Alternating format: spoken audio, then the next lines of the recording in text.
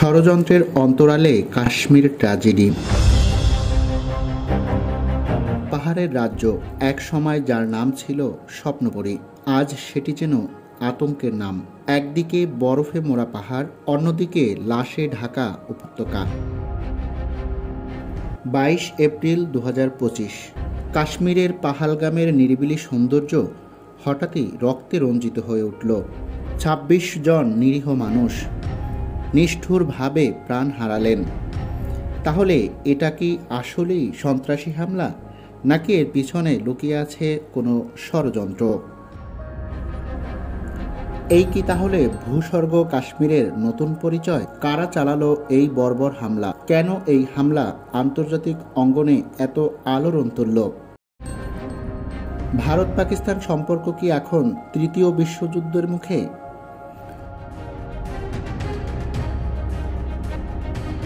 নাকি ওয়াকফ আইন বাতিলের কারণে ভারতের বর্তমান পরিস্থিতিকে সরকার চাপা দিতে চায়, মানুষের নজর ঘুরিয়ে দিতে চায় অন্যদিকে? আজকের ভিডিওতে আপনাদেরকে জানাতে চলেছি ষড়যন্ত্রের অন্তরালে কাশ্মীর ট্র্যাজেডি। কাশ্মীর, এক সময় যার নাম ছিল ভূস্বর্গ, যেখানে বরফে ঢাকা পাহাড়ের কোলে গড়ে উঠেছিল প্রেম, প্রকৃতি আর শান্তির অপূর্ব মিলন মেলা। প্রতি বছর বিশ্বের বিভিন্ন প্রান্ত থেকে পর্যটকরা এখানে আসতেন প্রকৃতির অপরূপ সৌন্দর্য উপভোগ করতে, শান্তির অমৃত পিপাসায়। কিন্তু আজ সেই স্বর্গে নেমে এসেছে নরকের বিভীষিকা। গুলির শব্দে মুছে গেছে নদীর সুমধুর কলতান, লাশের স্তূপে ঢেকে গেছে ফুলে ঢাকা ঘাসের মাঠ। এটি কি তবে ভূস্বর্গ কাশ্মীরের নতুন পরিচয়? রক্ত,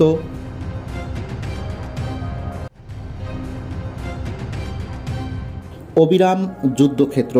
যদি উত্তর হ্যাঁ হয়, তবে কেবল কাশ্মীর নয়, গোটা পৃথিবী এক গভীর বিপদের দিকে এগিয়ে চলছে। এই রক্তাক্ত ইতিহাস আমাদের থামিয়ে দিতে ভারত বাধ্য করে।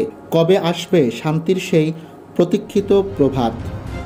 কেন কাশ্মীরের শান্তিপূর্ণ পরিবেশ হঠাৎই রক্তে রঞ্জিত হলো? এই প্রশ্নগুলো বারবার আমাদের মনে উকি দেয়। কিন্তু এই বিভীষিকা কি সত্যি অপ্রত্যাশিত ছিল? কিন্তু এর উত্তর সহজ নয়।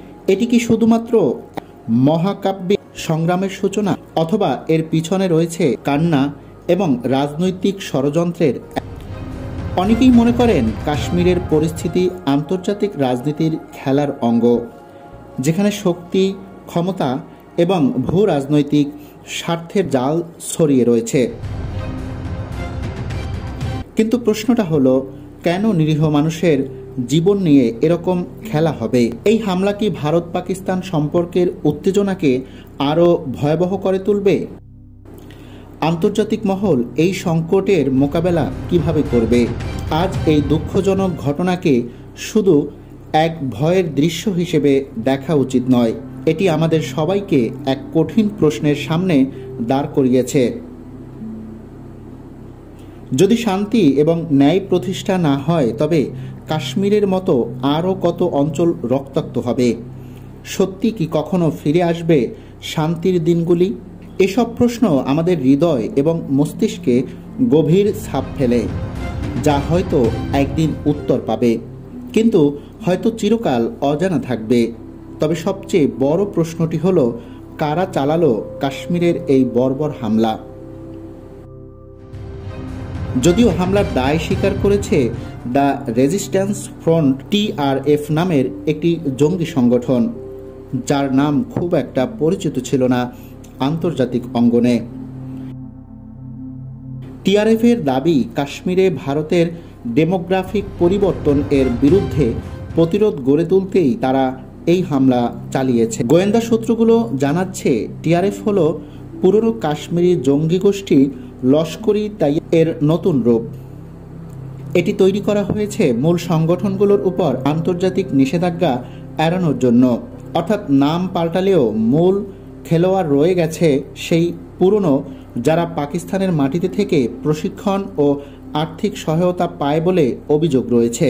নেক্সট জেন মিলিটেন্সি বা নতুন প্রজন্মের জঙ্গিবাদ এর ইঙ্গিত দিচ্ছে, যারা সোশ্যাল মিডিয়া, গোপন বার্তা, সাইবার টুলস ব্যবহার করে আরও ছায়াযুদ্ধ চালাচ্ছে। এই গোষ্ঠীর কার্যকলাপ কেবল ভারত নয়, আন্তর্জাতিক নিরাপত্তাকেও প্রশ্নের মুখে ফেলেছে।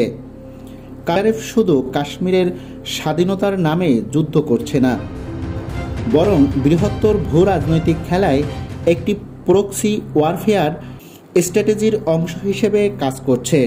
তাহলে কি টিআরএফের পিছনে আসল মাথা অন্য কেউ? তারা কি আন্তর্জাতিক শক্তির ছত্রছায়ায় পরিচালিত?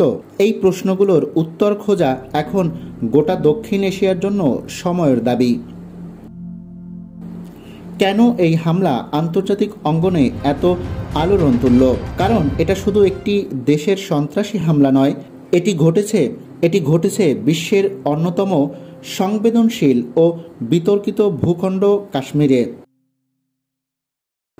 এখানে রয়েছে দুটি পারমাণবিক শক্তিধর রাষ্ট্রের দীর্ঘদিনের বিরোধ, রয়েছে বহু দশকের রক্তাক্ত ইতিহাস এবং রয়েছে হাজারো আন্তর্জাতিক স্বার্থ জড়ানো ভৌগোলিক অবস্থান।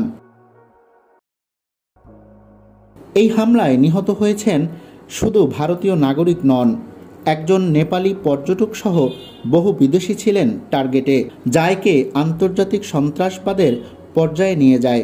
ফলে এই হামলা শুধু দিল্লি বা ইসলামাবাদের নয়, সরাসরি প্রভাব ফেলেছে বাংলাদেশ, নেপাল, চীন, যুক্তরাষ্ট্র, রাশিয়া, ইউরোপীয় ইউনিয়ন, এমনকি মধ্যপ্রাচ্যেও। আন্তর্জাতিক গণমাধ্যমগুলোর হেডলাইন ছিল একই প্রশ্নে। কারণ এই ঘটনার পর ভারত এবং পাকিস্তান দুই পক্ষই তাদের কূটনৈতিক এবং সামরিক অবস্থান জোরদার করেছে। ভারতের পক্ষ থেকে কূটনৈতিক সম্পর্ক হ্রাস, ভিসা স্থগিত, এমনকি সিন্ধু জলচুক্তি পর্যন্ত স্থগিত করার সিদ্ধান্ত, যা একটি ঐতিহাসিক আন্তর্জাতিক চুক্তি। আন্তর্জাতিক মহলের চোখে বিষয়টি অনেক বড় হয়ে দাঁড়িয়েছে, কারণ যদি এই উত্তেজনা নিয়ন্ত্রণের বাইরে চলে যায়, যদি দুই দেশের মধ্যে আবার সংঘাত শুরু হয়, যদি পাকিস্তান এই হামলার দায় স্বীকার না করে বরং প্রতিশোধমূলক আচরণ করে, তবে তা গোটা দক্ষিণ এশিয়ার শান্তিকে হুমকির মুখে ফেলবে। বিশেষ করে যুক্তরাষ্ট্র, রাশিয়া এবং চীন, এই তিনটি পরাশক্তি দক্ষিণ এশিয়ার সরাসরি বা পরোক্ষভাবে নিজেদের স্বার্থ নিয়ে জড়িত, তাই তাদের উদ্বেগ যথার্থ এবং পরিস্থিতি পর্যবেক্ষণে তারা এখন গভীরভাবে মনোযোগী। আন্তর্জাতিক মানবাধিকার সংস্থাগুলোর উদ্বেগও বাড়ছে, কারণ কাশ্মীরে সাধারণ জনগণ একের পর এক সহিংসতার শিকার হচ্ছে। এই অবস্থা চলতে থাকলে এটি একটি মানবিক বিপর্যয় হিসেবে বিবেচিত হতে পারে। এই হামলা ছিল তাই কেবল একটি রক্তাক্ত ঘটনার নাম নয়, এটি ছিল জাগরণ, একটি সতর্ক সংকেত যে কাশ্মীর এখন শুধু উপত্যকা নয়, বরং বিশ্ব রাজনীতির দাবার গুটি হয়ে উঠেছে। যদি বিশ্ব আজ না জাগে, তাহলে কাল হয়তো সেই দাবার ছকে গোটা অঞ্চলের ভবিষ্যৎ বিলীন হয়ে যেত। ভারত পাকিস্তান সম্পর্ক কি এখন তৃতীয় বিশ্বযুদ্ধের মুখে? প্রশ্নটি শুনতে যতটা ভয়াবহ, বাস্তবতাও ততটা উদ্বেগজনক। কারণ কথা হচ্ছে দুটি পরমাণু শক্তিধর রাষ্ট্রের, যারা একে অপরের সঙ্গে আগে একাধিক যুদ্ধ করেছে এবং বর্তমানে আছে এক গভীর অবিশ্বাস ও প্রতিশোধ পরায়ণ মনোভাব নিয়ে। আর এই কাশ্মীর নিয়ে দ্বন্দ্ব নতুন নয়। পাহালগাম হামলার পর সেই দ্বন্দ্ব যেন একটি বিস্ফোরণমুখী বোমায় পরিণত হয়েছে। ভারতের প্রতিক্রিয়া ছিল অপ্রত্যাশিতভাবে করা, কূটনৈতিক সম্পর্ক ছিন্নের পথে পদক্ষেপ, পাকিস্তানি কূটনৈতিকদের বহিষ্কার, সীমান্ত বন্ধ করে দেওয়া, এমনকি 1960 সালের সিন্ধু জলচুক্তি স্থগিত করার হুমকি। এই পদক্ষেপগুলো কোনো সাধারণ বার্তা নয়, এগুলো ছিল এক প্রকার কৌশলগত যুদ্ধ ঘোষণা।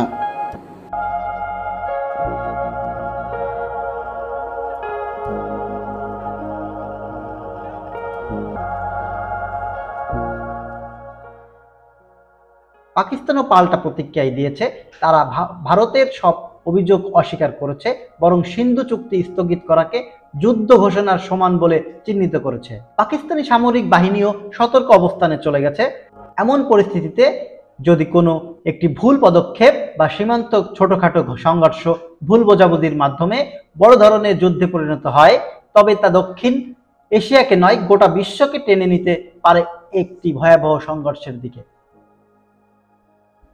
ভূরাজনৈতিক বিশ্লেষকরা ইতিমধ্যে আশঙ্কা করছেন, যদি এই উত্তেজনা অনিয়ন্ত্রিত হয় তবে তা হতে পারে এশিয়া কাবেন মিসাইল ক্রাইসিস। কারণ যুক্তরাষ্ট্র, চীন, রাশিয়া প্রত্যেকেই কোনো না কোনো ভাবে এই অঞ্চলের সাথে স্বার্থ নিয়ে জড়িত। আর সবচেয়ে উদ্বেগের কথা হলো, উভয় পক্ষের হাতেই রয়েছে পারমাণবিক অস্ত্র। যদি সেই যুদ্ধ হয় তবে কাশ্মীর আর নয়, ইতিহাস মনে রাখবে এটি ছিল তৃতীয় বিশ্বযুদ্ধের স্ফুলিঙ্গ। বিশেষজ্ঞরা বলছেন, এই ধরনের সন্ত্রাসী হামলা কোনো কৌশল হতে পারে, যার মাধ্যমে ক্ষমতাসীন সরকার রাজনৈতিক রোটেশনকে মসৃণভাবে বিস্তার করতে চায়। বিশেষ করে ওয়াকফ আইন বাতিলের পর পুরো ভারত জুড়ে ক্ষমতাসীন দলের উপরে অনেকেই চড়াও হচ্ছে। এটা যদি এভাবে চলতে থাকে তাহলে একসময় বিজেপি তাদের জনপ্রিয়তা হারাতে পারে, যে কারণে এটি দাবিয়ে রাখতে কাশ্মীর ইস্যুকে সামনে এনেছে। ভিডিওটা যদি ভালো লাগে লাইক, কমেন্ট এবং শেয়ার করে এবং আপনার মতামত জানাতে ভুলবেন না। আপনি কি মনে করেন, এটা কি কোনো হামলা নাকি নাটকীয় কোনো কাণ্ড?